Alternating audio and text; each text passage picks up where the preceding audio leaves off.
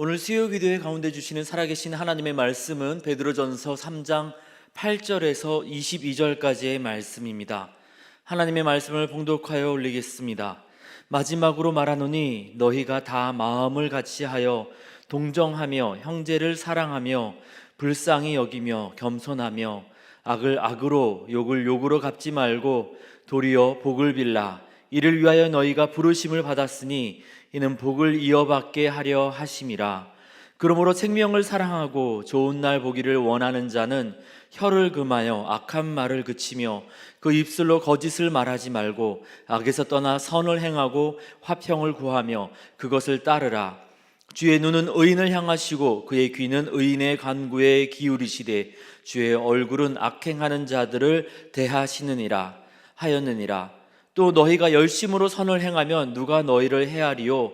그러나 의를 위하여 고난을 받으면 복 있는 자니 그들이 두려워하는 것을 두려워하지 말며 근심하지 말고 너희 마음에 그리스도를 주로 삼아 거룩하게 하고 너희 속에 있는 소망에 관한 이유를 묻는 자에게는 대답할 것을 항상 준비하되 온유와 두려움으로 하고 선한 양심을 가지라. 이는 그리스도 안에 있는 너희의 선행을 욕하는 자들로 그 비방하는 일에 부끄러움을 당하게 하려 함이라. 선을 행함으로 고난 받는 것이 하나님의 뜻일진데 악을 행함으로 고난 받는 것보다 나으니라. 그리스도께서도 단번에 죄를 위하여 죽으사 의인으로서 불의한 자를 대신하셨으니 이는 우리를 하나님 앞으로 인도하려 하심이라. 육체로는 죽임을 당하시고 영으로는 살리심을 받으셨으니 그가 또한 영으로 가서 옥에 있는 영들에게 선포하시니라. 그들은 전에 노아의 날 방주를 준비할 동안 하나님이 오래 참고 기다리실 때에 복종하지 아니하던 자들이라. 방주에서 물로 말미암아 구원을 얻은 자가 몇 명뿐이니 겨우 8명이라. 물은 예수 그리스도께서 부활하심으로 말미암아 이제 너희를 구원하는 편이 곧 세례라. 이는 육체의 더러운 것을 제하여 버림이 아니요 하나님을 향한 선한 양심의 강군이라. 그는 하늘에 오르사 하나님 우편에 계시니 천사들과 권세들과 능력들이 그에게 복종하느니라. 아멘. 여러분, 연옥에 대해서 들어보셨습니까? 죽은 사람이 이 죄를 씻고자 머무르는 천국과 지옥 사이의 중간지대입니다. 우리 카톨릭 사람들이 이 연옥에 대해서 이야기를 하는데요, 그들에게 어디에 이러한 연옥에 대해서 성경적인 근거가 있느냐라고 질문을 하면 이 카톨릭 사람들이 근거로 인용하는 부분이 오늘 우리가 읽은 베드로전서 3장 19절의 내용입니다. 정말 천국과 지옥 사이에 연옥이 있어서 죽음 이후에도 구원을 얻을 방법이 있는 것일까요? 우리 예수님은 누가복음 16장에서 부자와 나사로의 이야기를 들려주시는데요, 지옥에 간 부자가 자신의 목마름을 해결하고자 천국에 가 있는 나사로를 자신에게 보내어 달라고 부탁합니다. 이에 이런 말씀을 들려주시죠. 천국과 지옥 사이에 크고 깊은 구렁텅이가 있어서 천국에서 지옥으로, 또 지옥에서 천국으로 오갈 수 없다고. 지옥에 간 사람이 죽음 이후에 어떤 노력을 통해서 다시 천국으로 간다든지, 또 천국에 간 사람이 지옥에 가는 일은 불가능합니다. 또한 천국과 지옥 사이의 중간지대, 우리 소위 연옥이라는 곳에서 죄를 씻으면 천국에 갈 수 있는 것도 아닙니다. 베드로전서 3장은 천국과 지옥 사이에 연옥이 있다라는 것을 알려주는 내용이 아닙니다. 2000년 전 로마의 다스림 가운데 우상 숭배와 악한 문화가 가득했던 그 세상에서 예수 믿는 사람들이 어떻게 살아야 될지를 알려주시는 내용입니다. 이미 승리하신 예수님에 대한 이야기를 들려주면서 우리도 그 예수님의 길로 나아가자고 초대하는 이야기입니다. 함께 말씀을 살피면서 베드로를 통해 들려주시는 예수님의 길로 우리 다 함께 나아가는 저와 여러분, 우리 모두가 되기를 원합니다. 우리 베드로를 통해 들려주시는 예수님의 길은 첫 번째로 예수님처럼 말하고 행동하는 것입니다. 2000년 전 베드로전서가 쓰여지던 때에 국가에 의한 조직적인 박해나 고난이 예수 믿는 사람들에게 있지 않았습니다. 이때 예수 믿는 사람들이 당했던 고난은 비방, 중상모략, 모함 이런 것이었습니다. 어떤 사람들이 비방하고 또 모함할까요? 가까운 사람들이 하겠지요. 가족, 이웃에 의한 언어적인 폭력이었습니다. 왜 예수 믿는 사람들은 주변 사람들에게 의해서 이러한 언어적인 폭력을 당했을까요? 두 가지 이유를 사람들은 이야기하는데요. 첫 번째는 그 시대 대부분의 지역에서 있었던 황제 숭배와 우상에 대한 제사를 거절했기 때문입니다. 제가 아는 어떤 분이 예수님을 잘 믿는 남자와 결혼했답니다. 이 남편은 예수님 정말 잘 믿는데 문제는 그 시댁 식구들이 제사를 지내는 집안이었답니다. 예수님에 대한 강렬한 사랑으로 제사상에 절하지 않았더니 시댁 어르신들이 미워하기 시작하더랍니다. 마침 첫 아이가 딸로 태어나고 또 둘째 아이도 딸로 태어났습니다. 그러니까 이 시댁 식구들이 이런 이야기를 하더랍니다. 예수 믿는 며느리는 딸만 낳는다고.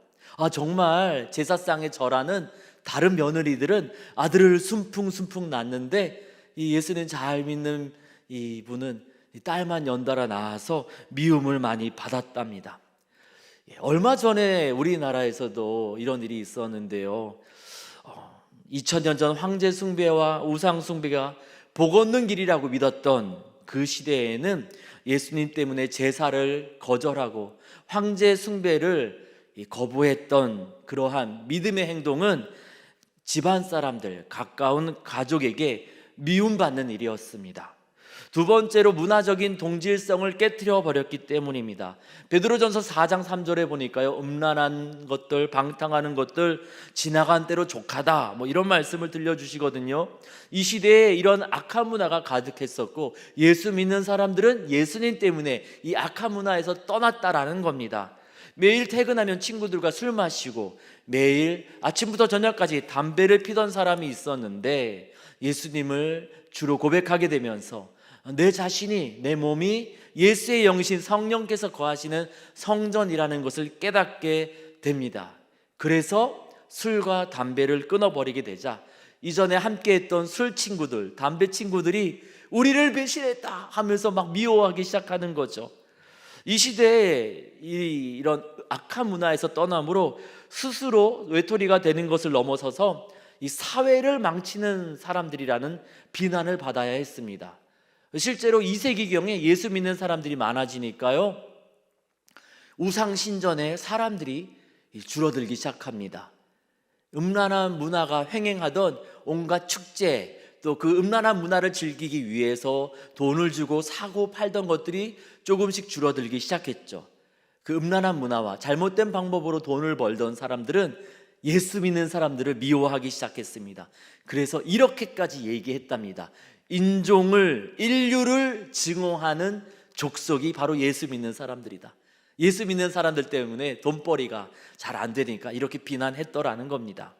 예수님을 주로 고백하기 때문에 이러한 비난과 미움을 받고 취업, 진급, 사업 등 여러 가지 현실적인 부분에서 억울한 피해를 입게 되었을 때 여러분이라면 어떻게 반응하시겠습니까? 여기에 대한 답이 8절과 9절입니다. 형제를 사랑하며 불쌍히 여기며 겸손하며 악을 악으로 갚지 말고 욕을 욕으로 갚지 말고 도리어 복을 빌라. 여러분 8절과 9절에서 누구의 모습이 기억나십니까? 예수님의 모습이 기억나시죠? 이 8절에 특별히 불쌍히 여기며 라고 번역된 이 단어는요, 마태복음 9장 36절에서 예수님께서 목자 없는 그러한 무리들을 보면서 안타까워 하셨을 때 이 불쌍히 여기다 하시는데 그때 사용되었던 이 단어입니다. 예수님의 마음으로 자비와 긍휼로 대하라는 것입니다. 이 8절과 9절은 실은 베드로전서 2장 11절부터 시작되는 내용이 마무리되는 부분입니다. 일제강점기 때 일본의 순사들이 또 6.25 때 북한 공산당들이 예수 믿는 사람들을 죽이려고 막 쫓아오던 그러한 극단적인 상황이 아닙니다. 직장 상사, 동료들, 또 가까운 가족을 과의 관계에서의 이야기를 하고 있습니다. 실제로 이 3장 1절에서 7절은 남편과 아내가 어떻게 서로를 대하여야 될지에 대한 내용을 하고 있습니다. 가까운 가족인데, 사랑하는 아내와 남편인데 예수님 믿는 것 때문에 갈등이 생겼을 때 어떻게 행동해야 될지를 설명하는 부분이지요. 그때 어떻게 해야 됩니까? 그 갈등 앞에서 예수님처럼 상대방을 불쌍히 여기라고, 돌아보라고 말씀하시고 있습니다. 자신을 못 박는 자들을 향하여서 우리 예수님 어떻게 하셨습니까? 분노하셨습니까? 아닙니다. 도리어 저들을 용서해 주십시오. 저들은 자신이 하는 일을 잘 알지 못하고 있습니다. 우리 예수님처럼 중보기도 하고 예수님처럼 말하고 행동하라고 그 예수님의 길로 초대하고 계십니다. 그렇게 예수님처럼 살아가면 어떤 일들이 생길까요? 그 결과를 두 번째 예수님의 길에서 알려주십니다. 베드로를 통해서 들려주시는 예수님의 길은 두 번째로 예수님께서 약속하시는 복을 기대하라는 겁니다. 9절 후반부입니다. 이를 위하여 너희가 부르심을 받았으니 이는 복을 이어받게 하려 하심이라. 우리 주님은 왜 예수 믿는 사람들에게 용서와 사랑의 길, 예수님의 길로 초대하실까요? 다름 아니라 복을 이어받게 하고자 그렇게 그 길로 초대하고 계십니다. 나 혼자 용서하고 사랑하고 예수님처럼 살면 이 악한 세상에서 나만 손해보고 망할까 두려워집니다. 하지만 걱정하지 마십시오. 오늘 말씀에 보니까 복을 주신답니다. 도대체 누가 복을 주신다는 걸까요? 10절에서 12절까지 시편 34편을 인용하면서 그 누가 복을 주실지 설명하는데요. 12절 말씀 함께 보실까요? 주의 눈, 하나님의 눈은 의인을 향하시고 그의 귀, 하나님의 귀는 의인의 간구에 귀 기울이시되 주의 얼굴은 악행하는 자들을 대하시느니라. 하나님께서 지켜주시고 하나님께서 기도에 응답하시면서 해코지 하는 악한 사람들을 그냥 내버려 두시지 않겠답니다. 하나님이 갚아주신다는 것이죠. 그러니까 하나님이 갚아주시는 그것을 기대하면서 소망 가운데 예수님처럼 나아가자 초대하고 계십니다.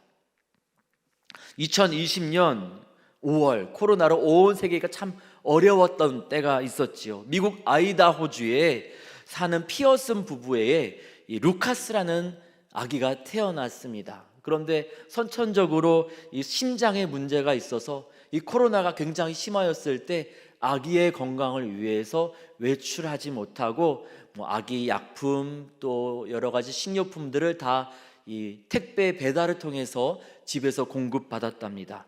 그때 다 우리 힘들었잖아요. 이 코로나 상황도 힘든데 또 하나님 우리 아기가 이렇게 아픕니다. 너무하십니다. 이 어려움으로 속상하고 불평이 막 쏟아질 것 같은데 이 부부는 감사하기로 결단했답니다. 또 이 감사를 표현하기로 결단했답니다. 그런데 외출을 할 수 없으니까 문 앞에다가 이렇게 쪽지를 붙여 놓았답니다. 이 쪽지 내용이 이렇습니다. 항상 음식과 물건을 배달해 주셔서 감사합니다. 우리는 아기의 의료적인 이유로 온라인 배송이 필수적입니다. 택배 기사님께서 우리 아기가 살 수 있도록 도와주고 계십니다. 이 코로나를 뚫고 배달해 주셔서 감사합니다. 항상 안전하시고 건강하세요. 쪽지를 붙이고 며칠 뒤 택배 차량이 왔길래 우리 기다리던 식료품이 우리 아기 물건이 왔나 보다 하고 이렇게 나가려고 하는데 CCTV 화면으로 보니까 누군가 문 밖에서 서 있더랍니다. 자세히 보니까 이 택배 기사분이 그 바쁜 와중에도 이 가정을 위해서 문 앞에서 기도하고 있더랍니다. 너무 감사해서 이 화면을 캡처해서 가까운 사람들에게 공유하였더니 다 힘들었잖아요. 코로나로 인하여서 이 장면이 많은 사람을 위로하고 큰 감동을 주었습니다. 언론사에서 이 내용을 확인해서 이 택배 기사에게 찾아가서 그때 어떤 기도를 했습니까? 하고 물어보았더니 이렇게 기도했다고 합니다. 하나님, 부디 이 가정을 보호해 주세요. 매일매일 잘 견디도록 끝까지 함께 해주시고 아기가 잘 자라도록 보호해 주세요. 힘들다고, 너무나 힘들다고 원망하고 불평하는 것이 아니라 감사하다고 복을 빌었더니 살아계신 하나님께서 사랑의 중보기도로 갚아주셨습니다. 우리 하나님 지금도 여전히 살아계시기 때문에 분명 그렇게 갚아주십니다. 그런데 문제는요, 우리가 하나님을 잘 믿지 못하는 겁니다. 그래서 예수님 모르는 사람처럼 작은 일로 원망하고 불평합니다. 우리 지난 수요일부터 사순절 기간이 시작되었습니다. 이번 사순절 기간에 우리가 우리 하나님, 여전히 살아계신 하나님 잘 믿기를 원합니다. 복 주시고 갚아주시는 하나님 믿으면서 예수님처럼 살기로 우리가 다시 한번 결단하는 우리 모두가 되기를 원합니다. 베드로를 통해 들려주시는 예수님의 길은 세 번째로 예수님 모르는 사람들에게 예수님을 전하는 것입니다. 13절과 14절 말씀 보니까요, 하나님 살아계시니까 선을 행하면 누가 우리를 해치겠는가? 하지만 고난을 받게 된다라면 하나님 갚아주시니 걱정하지 말라고 위로와 격려를 주시면서 15절 중반부에 이렇게 말씀하십니다. 너희 속에 있는 소망에 관한 이유를 묻는 자에게 대답할 것을 항상 준비하되 온유와 두려움으로 하고. 여러분, 우리 안에 있는 소망이 무엇입니까? 죽으시고 부활하셔서 영원한 생명을 약속하신 우리 예수님이시죠. 예수님 몰라서 세상 문화라는 거친 파도에 이리저리 흔들리면서 아파하는 주변의 사람들에게 나아갈 바를 분명히 알려주시고 선한 목자 되어서 그 길을 인도해 주시는 우리 예수님을 알려주라는 겁니다. 16절에 이렇게 말씀하십니다. 선한 양심을 가지라. 이는 그리스도 안에 있는 너희의 선행을 욕하는 자들로 그 비방하는 일에 부끄러움을 당하게 하려 함이라. 선한 양심이라고 번역된 이 단어는 착한 마음이라기보다는 신앙적인 깨달음을 이야기합니다. 잘 알지 못해서 비난하는 사람들에게 부드럽고 친절하게 예수님의 이야기, 예수님의 사랑 이야기를 들려주라는 것입니다. 2011년 나는 가수다에 라는 그 프로에 가수 임재원 씨가 나와서 자기 노래 고해의 가사에 대해서 설명해 주는 그러한 시간이 있었는데요, 가사 내용이 이렇습니다. 어찌합니까? 어떻게 할까요? 제가 그녀를 사랑합니다. 여기에 이 그녀에 대해서 많은 사람들이 이 임재범 씨의 아내가 아닌가요? 하고 질문을 했더니 임재범 씨가 이렇게 이야기했습니다. 자신의 아내가 아니라 자신의 아내가 자기에게 알려준 예수님이라고, 그 프로에서는 종교적인 그분이라고 이렇게 순화시켜서 소개를 했는데요, 6년 동안 심각한 우울증으로 매일같이 죽고 싶었답니다. 그때 아내가 친절하게 또 부드럽게 성경책을 볼 수 있도록 이렇게 도와주었고 예수님 알 수 있도록 이렇게 소개해 주었답니다. 그래서 성경책을 읽다가 또 아내를 통해서 예수님을 만나고 그 크고 놀라운 은혜와 사랑 가운데 다시금 이 우울증에서 벗어나서 고백하게 되었답니다. 전능하신 하나님, 사랑과 은혜를 베풀어 주시는 그 하나님 앞에서 제가 무엇이라고 말할 수 있겠습니까? 그저 사랑합니다 고백할 뿐입니다. 자신의 마음, 자신의 신앙 고백을 담아서 곡을 썼는데 이 믿음의 고백이 하나님 보시기에 참 예뻤었나 봅니다. 그래서 많은 사람들에게 사랑을 받게 되었습니다. 여러분, 이 모양 저 모양으로 아파하고 상처받은 영혼들이 너무나 많습니다. 그 영혼들에게 예수님 전하라고 주님은 베드로의 입술을 통하여서 우리 가운데 부탁하고 계십니다. 베드로는요, 우리 예수 믿는 사람들이 나그네라고 거류민이라고 이야기합니다. 왜냐하면 우리의 시민권이 이 땅이 아니라 하늘에 있기 때문입니다. 악한 문화가 가득한 이 세상에서 우리가 세상적으로 성공하기 위해서 승리하려고 애쓰다가 악한 이 문화에 물들까 우리는 주의해야 합니다. 차라리 조금 손해보고 차라리 조금 덜 이기는 것이 더 낫습니다. 갚아주시는 하나님을 기억하면서 그 하나님 기대하면서 우리는 예수님처럼 살아야 합니다. 왜냐하면 아파하는 이 세상을 예수님 사랑으로 치유하라고 보냄받은 사람들이 바로 우리 예수 믿는 사람들이기 때문입니다.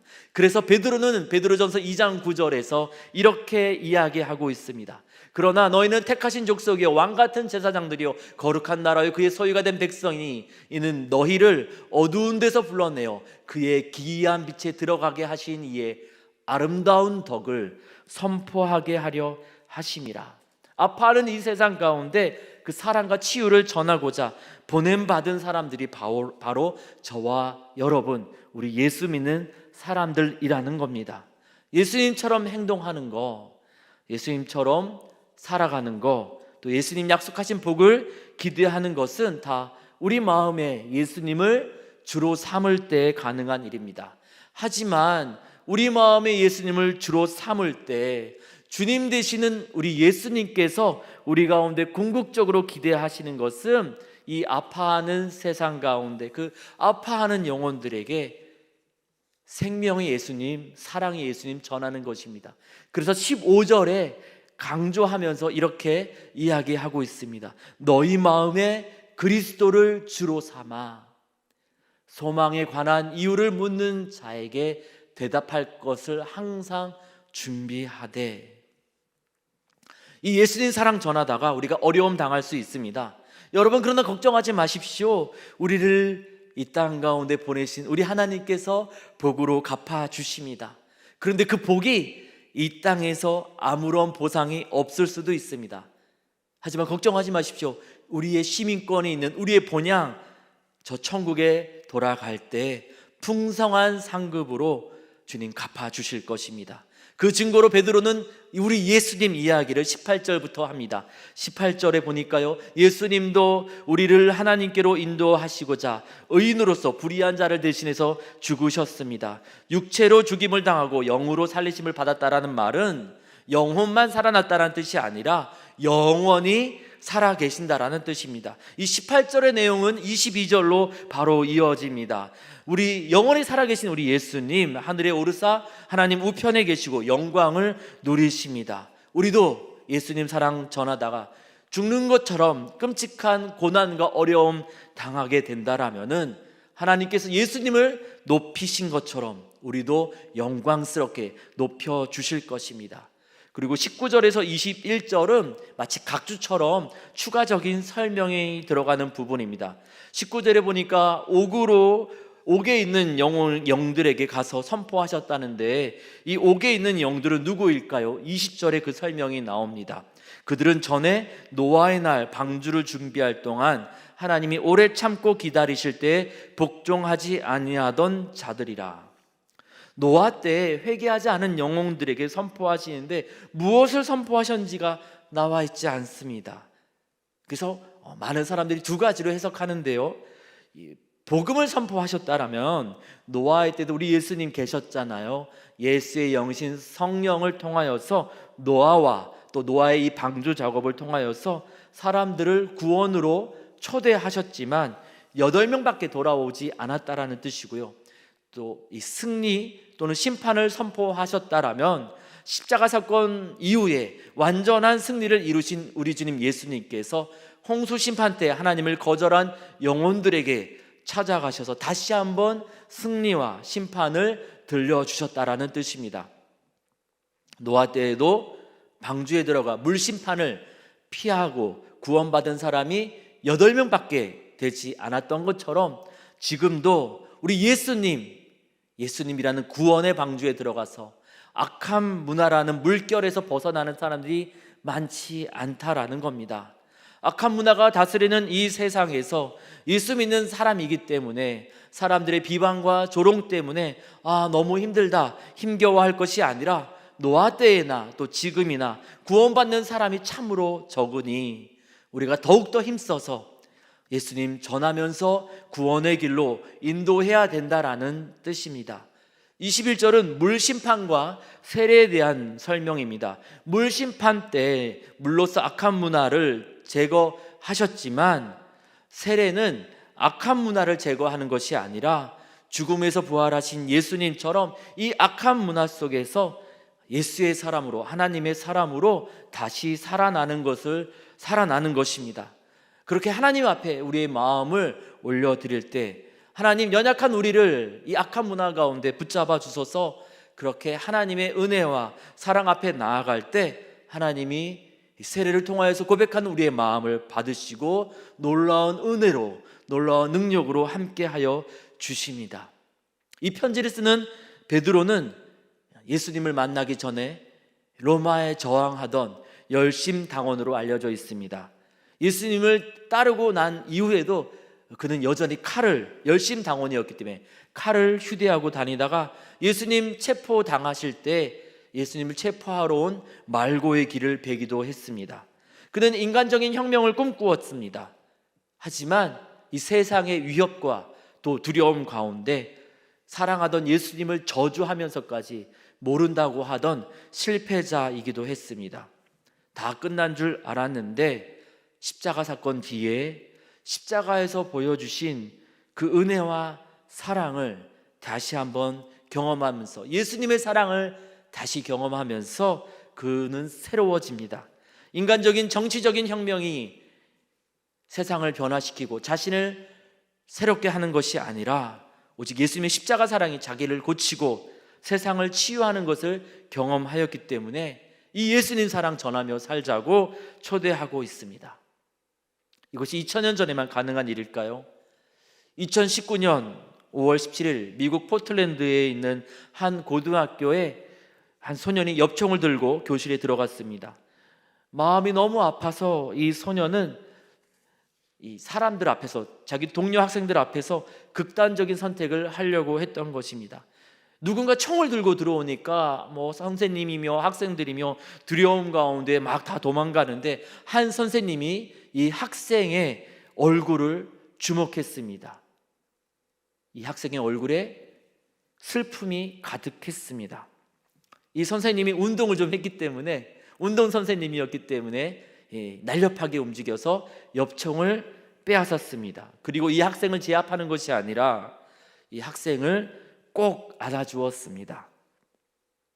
조금 시간이 지나니까 이 학생이 이 선생님한테, 자신을 안아준 선생님한테 이렇게 이야기하기 시작합니다. 제가 누군가 해치려고 했던 것 아니에요. 그냥 저를 망치고 싶었습니다. 아무도 저의 마음을 알아주지 않거든요. 그러자 이 선생님이 학생을 안은 채 이렇게 말했답니다. 내가 너의 마음을 알아줄게. 지금 내가 이 자리에 있는 이유는 너를 구하기 위해서란다. 그리고 계속해서 안아주었답니다. 잠시 후에 이 학생이 눈물을 막 흘리면서 이 모든 위기의 상황은 안전하게 마무리되었답니다. 아픔 가운데, 슬픔 가운데, 고통 가운데 자기 자신을, 스스로를 망치려고 하는 이 세상을 구원하시고자 우리 예수님께서 십자가에서 저와 여러분, 우리를 꼭 안아주셨습니다. 그리고 그 십자가 사랑으로 구원받은 우리에게, 치유받은 우리에게 말씀하십니다.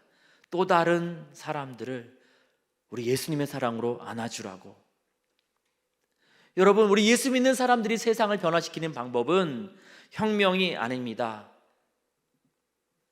예수님처럼 행동하면서 예수님께서 약속하신 복을 기대하면서 십자가에서 보여주신 우리 예수님 사랑 전하는 것입니다.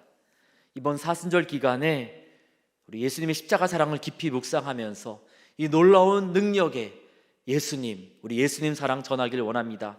2000년 전 예수님의 길을 따라가는 그리스도인들과 함께 하시면서 놀라운 위로와 치유를 허락하신 우리 주님께서 2024년 예수님의 길을 따라가고자 결단하는 우리에게도 함께 하여 주사 우리와 우리 교회를 아파하는 세상을 치유하는 세상의 소금으로 아름답게 사용하여 주실 줄 믿습니다. 같이 기도하겠습니다. 하나님, 악한 문화가 가득한 이 세상을 살아가면서 예수님을 주로 고백하는 사람들이 어떻게 살아야 될지 알려주시니 감사합니다. 예수님 믿는다고 비방과 조롱, 어려움을 당하는 이 세상에서 악을 악으로, 욕을 욕으로 갚지 않고 우리 예수님 하셨던 것처럼 사랑과 용서로 복을 빌게 하여 주시옵소서. 하나님 없는 사람처럼 손해볼까 봐 두려워하다가 뒷걸음질 치는 것이 아니라 우리 예수님이 약속하신 그 복을 기대하며 믿음으로 나아가게 하여 주시옵소서. 아파하는 영혼들이 너무나 많습니다. 노아 때처럼 구원에서 멀어진 사람들이 많습니다. 우리가 손을 내밀고 입을 열어서 우리 예수님 사랑 전하면서 죽어가는 영혼들을 우리 예수님 생명의 길로, 사랑의 길로 인도하게 하여 주시옵소서. 우리 힘으로 할 수 없사오니 이 사순절 기간에 십자가에서 보여주신 그 사랑으로 우리를 안아주시고 그 사랑 안에서 우리도 예수님의 길을 따라가며 아파하는 영혼을 안아줄 수 있도록 우리를 사용하여 주시옵소서. 우리 주님께서 행하실 일들을 기대하고 감사드리며 우리 주님 예수님의 이름으로 기도드립니다.